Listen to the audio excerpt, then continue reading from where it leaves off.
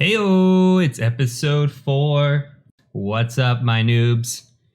Alright, guys and girls, we are going to be working on a machine today called Devel, D-E-V-E-L, not I-L.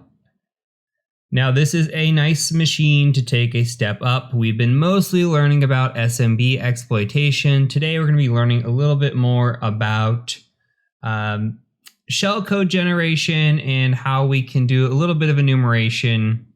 And let's not talk about it yet. Let's do our first thing first kind of deal. Let's go ahead and spin up that machine, right? And let's go ahead and start our nmap scan. So I'm gonna start a new window here. And we're gonna do nmap t4-a p. And again, for the second video in a row, I've already forgotten what the IP address is. It's .5. We're going to scan .5, and we will let that scan. So in my common stalling tactic, let's talk about the machine a little bit more in detail. What we're going to be seeing today is a machine that is very common, at least at the beginner levels of Hack the Box. Now, the exploitation type isn't really as common, but what you're going to see is you're going to see a very common port combination, something along the lines of port 21 and port 80. You see that a lot where you have a website and you have port 21, or you might have port 22 and port 80, and you have to leverage an exploit somewhere in order to get somewhere else. And you're going to see that here in a minute. Now, if you remember back to episode 2, we talked about FTP. Remember, we had FTP in our machine. It was lame, right? We did lame, and we had FTP. And I talked about the staging process, about having to need a place to execute an exploit. And you're going to see that come into play today. How can we leverage FTP if we have anonymous access? And how can we enumerate what is in front of us? So we're going to go ahead and just let this scan finish really quick. And then once the scan finishes, we're going to be looking at it, and we'll talk further into detail. Okay, the scan has returned. So let's take a look here. And as I kind of discussed, we have port 21 and we have port 80 here. Now, there is a little bit of information that is being disclosed to us. Here you can see that we have Microsoft IIS 7.5. Why do we know that? Well, because they're putting it in their headers. Now, on a vulnerability assessment or a pen test, this is a no-no. This is a information disclosure. It's a low finding. It's very low. But all this is here is information disclosure, right? And it's information gathering for us. We want to avoid this if we can. Same thing with the site title IIS. Now, that's beginning to tell me just from experience that we're probably looking at a default web page if the title is going to be IIS 7. On the other front here, we see that there is FTP open with anonymous login. And we can see there are some files in here that, to me, the experienced eye, look as if they are an IIS a directory, right? A web root directory.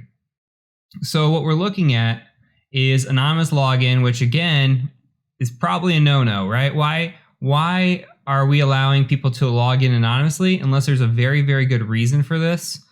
This is probably a ding on an assessment as well. If we scroll down through the rest, it's going to take some guesses at the operating system. It's not a phone. So again, this doesn't really come through that great. I got some trace route, nothing fancy. So we're going to focus here. So what it looks like here is we have a website and we've got FTP. So my enumeration for a website. First things first. The first thing I like to go do is I like to go out to the website, and we'll just go to 10.10.10.5, and you see that it is in fact a default web page. If we were to click on this, it would go to Microsoft's website. Now, you see this a lot during pen testing, okay? When we're doing pen testing, we come across these default web pages a lot. Now, this signifies one of two things. One, they have a website out in the open, and they have it running on the back end somewhere at a different directory, right? There's probably a directory to a web page they're running, and it may resolve to a domain name. Let's just say Google. It may be like dev.google.com is where they're running on this web server, but when you just navigate to port 80 or port 443, the default web page is still here. This is a finding on a pen test as well. This signifies that there is poor hygiene, right? If we're seeing this, and the other thing that I should mention too is the other part of this is, okay, potentially they're not even running a website. They just have IIS on for whatever reason. Again, same thing, poor hygiene. As an attacker, if I'm seeing default web pages, that makes me think, okay, what other things have you forgot to turn off? Are you a lazy person, a lazy engineer on the other side that I'm up against? Why am I seeing these kinds of things? So because of this, it makes me really inquisitive, right? And when I see default web pages, I think, okay, there's probably a reason that it's up there. And if there is, then there's probably a hidden directory somewhere. So my first thought is, in this instance, is I'm going to look for extra directories. And my favorite tool for that is called dirbuster. Now let's go ahead and open up a new tab. Now dirbuster stands or is short for directory busting. And what we're doing is we're going to brute force directories here. So we'll say directory 1, directory 2, directory 3, right? We'll just try to go through a whole list of directories that we provide and see if any of them come back. Now, we may be able to find some hidden information, especially in capture the flag type stuff and in real world situations where you run into this. So let's go ahead and type in dirbuster. Now, I like to do dirbuster and like this, start its own process. Okay, another thing that I should note is there are other tools that we can use. Dirbuster is my favorite. A lot of people are big on GoBuster right now. I haven't jumped on that train. I've used it sometimes and it works very well. The other one that people like is called Dirb, D-I-R-B. You can use either of those as well and be successful here. So what I'm going to do is I'm just going to copy the web address and should paste in here. It actually didn't. Okay, so we'll have to type in http:// and it likes the port 80 at the end like that. Okay. On top of this, I like to use more threads because we get to go faster when we do that. So on top of that, we need a word list. Here's our word list area. Now, Kali is very nice. If you go to the base here, there is a user folder, share, and then if you start typing word lists, look what you find. There's a word list folder. So again, user, share, word list. Inside of that is dirbuster here. And then there's word list. Now, the one I like to use is the medium, but for this instance, we're just going to use small. And in some cases, if you're really got a lot of time, there is a big word list out on GitHub. If you search for dirbuster big word list, somebody has made one. So let's go ahead and select this word list. Now, if we come down to the bottom down here, what we're going to be looking at, we're going to brute force directories, files, we're going to be recursive. That means if we find something, we find one directory, we're going to go ahead and go on and try to find more directories inside that directory. So this is great. The one thing that we're going to do here is though, PHP is not what we're searching for. Now this is a Windows machine, right? In highly probability that we're running against a Windows machine because we're running against Microsoft IIS. And we're going to be running against ASM, ASMX file extensions, ASP, ASPX file extensions, probably higher, more probability, right, than we are going to be PHP. If this were an Apache web server, for example, then we would be using a PHP extension. But in this instance, I'm going to hedge my bet that it's not. So we're going to go ahead and say something along the lines of ASM, ASMX, ASP, ASPX. Now that'll search for all 4 extensions.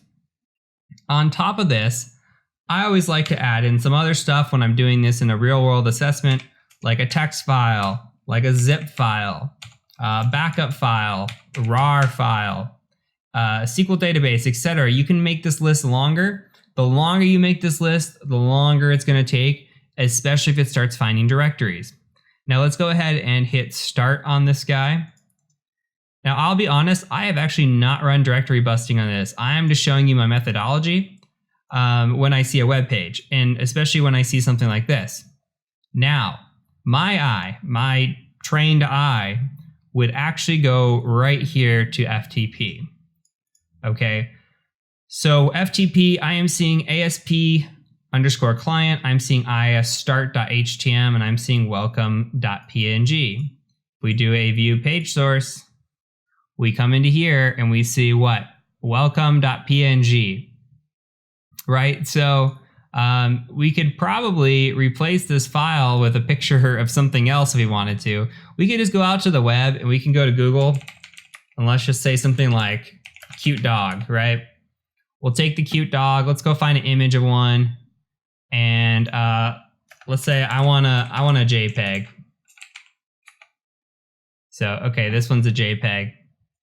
I'm just going to go ahead and save that image out to my desktop, and we'll just call it dog.jpg. Oops. Okay, dog.jpg. All right. And this is just a proof of concept here that we are indeed in a web folder. So let's go ahead and do this. Let's blow it up. I'm going to change to my desktop since that's where I put the file. And then let's FTP over to this web, or this machine, I should say. Now it's going to ask for a name, and we saw that anonymous login worked, so we're just going to do anonymous. Okay, and then we have commands. We could say help, and you got a lot of commands, very similar to Linux. You could say ls, pwd. Okay, you could see what directories you have access to.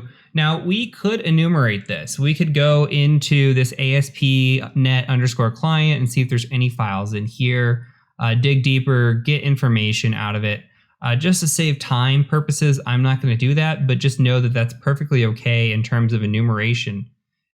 So here, let's go ahead and just do a put. This just means we're going to put something onto the server. I'm going to put dog.jpg onto the server. ls, looks like it's there. Nice. Okay, so now if we come here and we say /dog.jpg, I don't know what happened to my wonderful picture, but my wonderful picture is somewhat there. So we know that it worked, right? We could put a text file there, whatever. Okay, why is this important? Well, this is important because we talked about this 2 episodes ago. I can put things into this folder, but unless I have a second chain of where I can have somebody execute them, or I can execute them myself, then FTP really isn't that vulnerable to me. But what did we just do? Well, we just came into here and we executed this file, right? We accessed this file. The server read this file and we've executed it. So what's stopping us then from putting malware onto this and doing the same thing? And that's really what I'm after. I want to put some malware onto this machine and I want to exploit it, right? So we're going to do that right now. So what we can do is we can use a tool called msfvenom. In the last episode, we very, very briefly talked about msfvenom. And one thing that you can do is if you ever need a cheat sheet, you can just go out to Google and you could say msfvenom. And no, this is like, you could see cheat sheet right here. You can do something like ASPX and just find something particular. Like this is one that I've been to in the past. You could look at these cheat sheets here. There's a high on coffee cheat sheet as well. There's a bunch in here that will tell you like, hey, if you're doing it against a Windows machine, or hey, here's ASP right here. And this is really what we're after, right? Because we know that they run ASPX as an IIS server. So this is the type of file we're going to need. Now, if this were an Apache server, okay, maybe we need an Apache payload, right? Or if it's JSP, or if we're using Tomcat, then we're going to do a WAR file. And we have a bunch of different cheat sheet payloads here. This is perfect. So what we're going to do is we're going to generate a payload. So all we're doing is generating malware. We are generating something that is going to say, hey, I'm listening on this connection, use this payload here, right? And this payload is going to be a interpreter payload. Remember that I told you in the last episode that if I have the opportunity, I will use a interpreter payload. We also could just use a generic Windows exploit payload here. But what we're going to do is we're going to use this type of payload and we're going to exploit it. Okay, so this payload is going to say, hey, use this payload, contact back to me, reverse shell, right? Contact back to me at my listening host, at my listening port, and then let's set a file type and a shell. So let's go ahead and type this out and then we'll talk about it in more detail. So we're going to do msfvenom, and we're going to do a -p for payload. And this payload should look familiar to you, right? Windows, interpreter, and then we're going to say reverse TCP.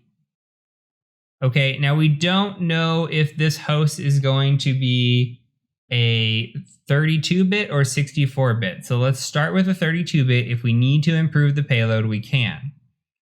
All right, so let's do this. We'll say lhost, and then we need our IP address, minus 10.10.14.24. We need a listening port. We're just going to use all fours for now. And then we are going to say a file type. So I'm going to say ASPX. You could also do ASP, that'll be fine, but ASPX. And then what we're going to do is we're going to put this all into a file. Okay, we could just call this ex.aspx. Now, if we didn't add this into a file here, then this would print out shellcode for us. And we're not at that level right now where we're printing out, copying, and putting into things. We need this to be into its own ASPX file. So when we execute it, it runs the command that it needs to, and it knows that based on the file type and the server we're putting it on is appropriate for this ASPX file type. Okay, so we're going to hit enter now. It's going to take a second to generate, and it's going to put it on the desktop is where we had it. And then once it generates, we need to do one other thing. We need to now open up one more new tab. And then I'm going to go into Metasploit, MSF console, follow along with this, and we're going to run that exploit handler. Now, you saw all of this in the last episode. You just saw it done for us. Now we're going to do this ourselves. Okay, so let's say use exploit multi-handler. Now, we really haven't gotten into netcat yet. But when we do, this is very similar to netcat. We are just listening, right? All we're doing is saying, open up a listener, and on this port, talk back to me at this IP address. And we're just going to be listening on that port. So let's go ahead and just say options. You're going to see that there's literally nothing in here. So what we're going to have to do is we're going to have to set a payload. So the payload has to be identical to what we just generated. So that's going to be payload of Windows. And you should be able to auto tab. It's just a little slow. Interpreter. And then we've got reverse underscore TCP. Options again. Okay, now let's set the L host to your IP address, your listening host. The port has to match as well. All fours is the default. That's perfect. That's what we chose. Let's go ahead and run this. And now we're just going to let this sit here and it's going to run and listen, okay? So coming back to here, I bet we've lost our connection. Let's see if we have. We have. Okay, let's say bye and connect again. Anonymous, anonymous. Now, let's go ahead and put that ex.aspx file on here. We did it. Perfect. Another thing that I should note too is we are likely transferring via ASCII right now, ASCII. Preferably, we should transfer via binary. So you would type binary and then transfer your file. I think it's okay. But if you ever run into issues with FTP and you're transferring a file or a payload and it's not working, try switching to binary and then transferring the file again and seeing if that fixes anything. I've had that happen in the past. It's better to use binary over ASCII. Okay, so we know how to call out, right? We've got a listener going. We've got our malware uploaded. And so we're waiting here for a connection. Now we need to engage that malware and make the server execute it. So ASPX, ex.aspx here, hit enter. Okay, it engaged. And look, we just got a session. That easy. Okay, so we say sysinfo x86 interpreter. We won the lottery there. We got the right system on everything. Okay, x86 interpreter architecture x86 Windows 7 build, and then we say get UID. Crap, we are not authority system. Darn it. So we can't do things like hash dump right now, right? We're not system. Now there is a tool that we can try to use called get system. Hit enter, didn't work. That's okay. Sometimes you get win from this, but do note that in a rare occasion that actually can crash a machine if you're doing it on a pen test, so be very careful. But one of the favorite things that I wanted to show you, and I talked about it last time, is there are post modules in Meterpreter. So what we can do with our session is we can actually background the session, and then we can say, let's search for this. We'll say search suggester like this, and there's only one, but look, this is a post module here. So let's copy this, and we're gonna say use, paste this, hit enter, and then let's look at our options now. And look what it's gonna ask for. It's gonna say, hey, all I need is a session, because you already have a session. So just give me that and I'll access that session and we'll do a little bit of enumeration. So this is post exploitation enumeration, okay? So we're gonna say set session to 1, then we're gonna run this. And what this is gonna do is this is gonna look through all the x86 exploits that it knows of that are privileged escalation exploits. It's gonna compare what's going on in the Windows system and say, hey, yeah, that might be good for this, or no, that's not gonna work. And then it's gonna return a list of those that will possibly work for us. Okay, and this will only take a minute. And then what happens is we're gonna go through this list and we're gonna say, okay, I'm gonna try the first one or the second one or the third one, and we're just gonna keep going until we know, if it's vulnerable. Look how many are coming through. So best scenario for us here is we've got 1, 2, 3, 4, 5. We could go through this whole list if we're desperate.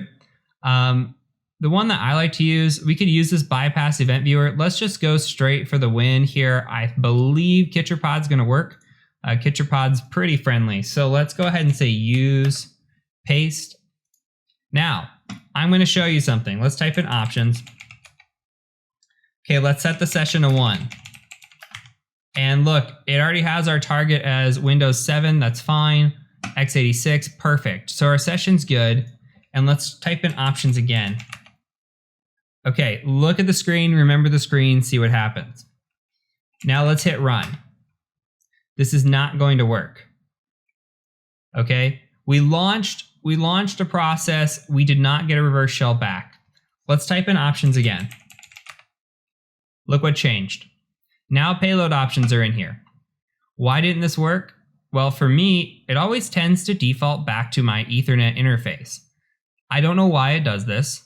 So you could, without seeing the screen, if you keep it in the back of your mind, you could just say, hey, I know that I need my L host to be 10.10.14.24. And you know what? I know I'm already on an L port of all 4s. So I'm already listening, or I've already used that port up. Let's do something different. Let's set the L port to 4445. It's fine, right? Let's look at our options now. Okay, and now let's try running this. And let's see if we can get this to work. So, and it might take a second from the first exploitation. It might take a second here. Okay, and what has happened? I've lost my session. So let's go ahead and I'm going to Control C here. What we need to do is we need to set up another listener, and we could probably just tab up a little bit. There we go. And then say options here. Okay, so I'm going to run this again. We just need to execute that payload. Sometimes your listener dies. Hopefully you're a little bit more fortunate than me and yours didn't. You can see now that we've generated again. We've got the shell. We'll be quick about this. We'll go background. You tab up a few times. We've got the KitcherPod in there already. set the session to 2 instead of 1 because our new session is session 2. And then we'll say options. And now let's go ahead and run it. And it's possible that we killed our session with the failed attempt there. What I actually believe happens is that it tries to connect, and then you potentially lose your session because it closes out the other one to exploit into the new one. So let's try this one here. Okay, and now we ran the session and we're okay. So if you lost your session like me, showing you proof of concept, know in the back of your mind that, hey, I probably want to set an L port on these priv-esc or an L host as well on these priv-esc attempts. And then let's go ahead and say get UID, and you can now see that we're authority system. So same thing as before, we can do a hash dump, look at the hashes. We can go grab the root, the user, whatever, the flags on those. Not going to show you to do that. We can load modules. You've seen that over and over, right? This is kind of becoming repetition. So this is a great way of doing this. My challenge to you is look into payloads. Okay, I don't know what the command is. I believe it's msfvenom-l. Might not be L. There is a payload option in here that lists out all the payloads.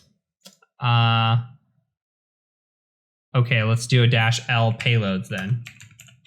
And it'll list all the payloads. My suggestion is to go back into this machine, and instead of running Meterpreter, try running a Windows reverse TCP payload or something along those lines.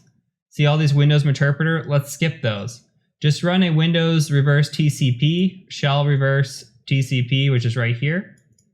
Try doing that as your payload, okay? And with that as your payload, you don't have to use Meterpreter. So what you can do is instead, you can just say, hey, I'm not going to use the exploit handler. I'm going to say netcat mvlp. I'm going to listen on port all 4s here, and then just wait for a session to come across. And that's it.